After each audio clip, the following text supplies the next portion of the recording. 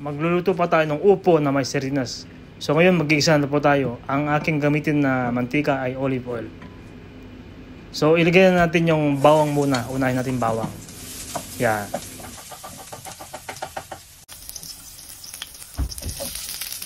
After ng bawang, sibuyas. Yan. Kailangan mag-brown muna siya.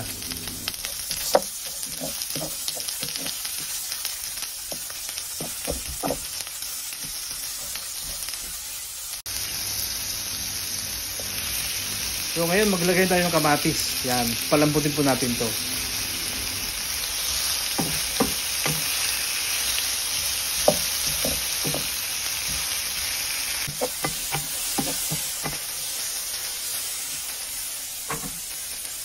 Medyo malambot na yung kamatis. Ngayon, ilalagay natin yung sardinas. Yan, yung magandang sardinas. Kahit halo-halo mo, ay hindi siya mabuwag. Buo pa rin siya.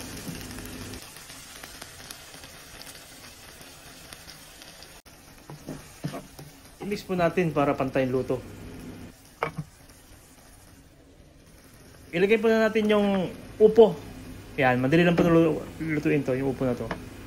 Ito po ay healthy food.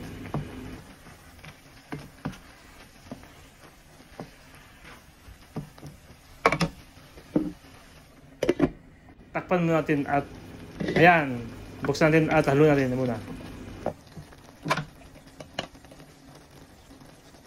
Maglagay tayo ng paminta para mas masarap at kunting asin.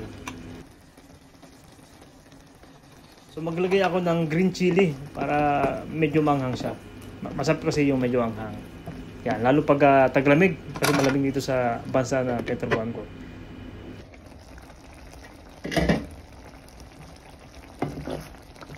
Yan, i-mix muna natin.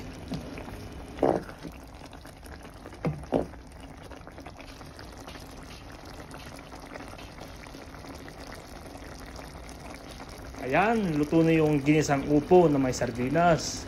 Napakasarap ito, tamang-tama sa taglamig dito. Maraming salamat po sa panood sa aking channel, Nesky TV. Sana po patuloy akong panoorin yung mga susunod ko pong videos.